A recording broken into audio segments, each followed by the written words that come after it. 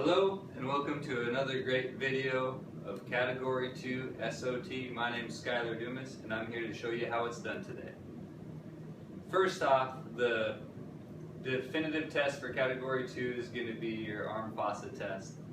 We're going to go ahead and take a look here at a supine leg length check. We're going to go ahead, bring the patient's feet out lateral, have them push into my hands for 3 seconds, brings them back together while tractioning. Look at the medial malleolus for the superior one. In this case, the superior one is the patient's right leg, the patient's short leg.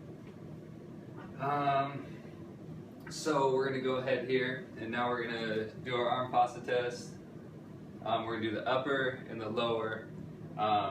If the upper arm fossa test is weak, then we'd expect medial knee pain on the short leg side. If it was a lower arm fossa test, then we'd expect lateral knee pain on the lateral side. The muscles involved in a lower LLL are going to be rectus abdominis and the TFL. If there's no congruency in the initial visit, check for an upper cervical or lower lumbar problem, usually C1 or L5. Also, the muscle involved in a upper weakness is going to be the sartorius. Now going on to the blocking, it's going to be patient supine. It's an active blocking, so we can have the patient assist in getting them there to bring the blocks. And we're going to block according to the short leg time, and there's going to be a maximum of 2 minutes here. So,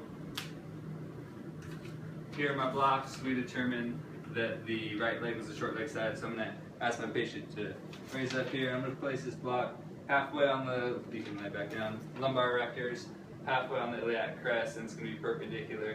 I'm going to go to the opposite side here. The patient's going to rise up, and underneath the acetabulum here, going in a superior direction. Good. We're going to have that block. The goal of the blocking here is to strengthen all 4 fossas. Let's see. So we've got those. So next thing we can do is we're going to recheck the arm fossa test. If it goes weak, then we've got something wrong. We're expecting them all 4 to be strong. If it goes weak, then we're going to remove the blocks immediately, let them get up, walk around.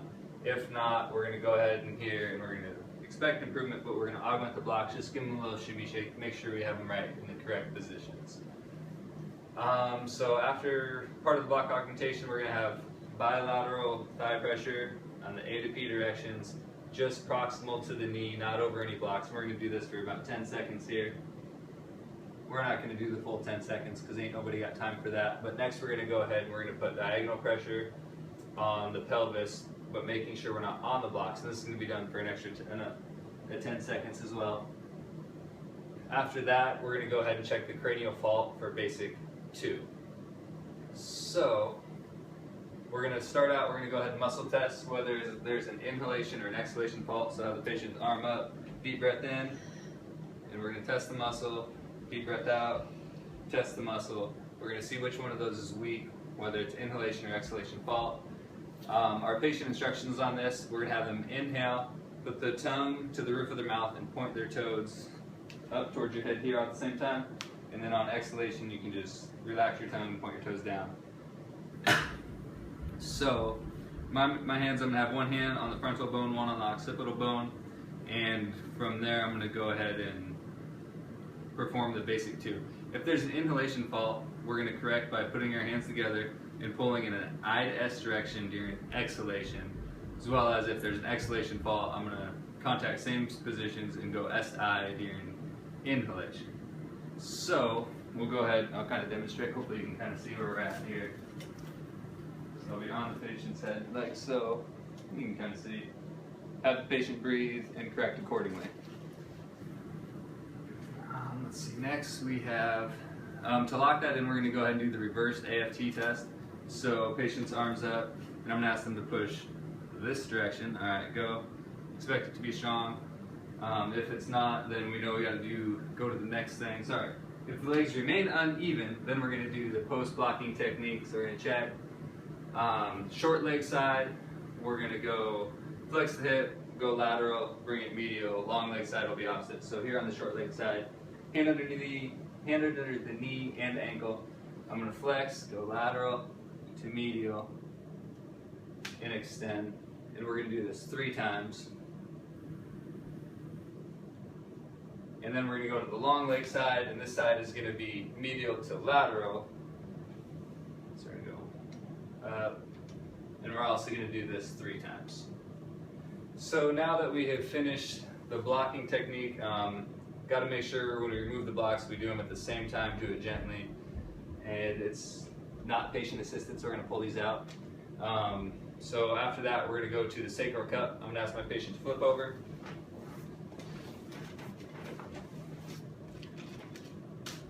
Alright, so I'm going to ask my patient to raise this leg here up about 30 degrees, push on the iliac crest, chest P to A direction, check to see if it's strong.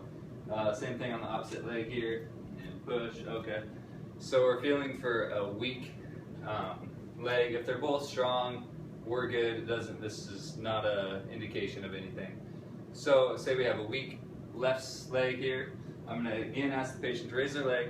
I'm going to push on the 2 spots on the sacrum, one above S2, one below S2, and recheck. So boom, boom. The second one caused it to go weak. The first one made it go strong, so I'm going to go ahead and push on that first one for 5 to 10 seconds, and then I'm going to go ahead and retest the leg after that. And that trap fiber analysis, there's 7 points from the chromium to the TVP of T1 on each side. We're going to go ahead and palpate those, looking for the most tender spot total, so most tender for left or right. Starting lateral with 1 to 2 to 3 to 4, which would be in the middle, these points being equal distance apart, to 5 to 6 to 7. In this case, our patient had number 4 on the left was the most tender spot. So we would go to the associated points, which would be cervical C4, T6, and L2. We palpate the spinous processes on those 3 points, looking for a tender spot. If it was a tender in the lumbars or thoracics, we'd go ahead and do a knife edge, I to S adjustment. If it was in the cervical, we'd do the figure 8 stair step.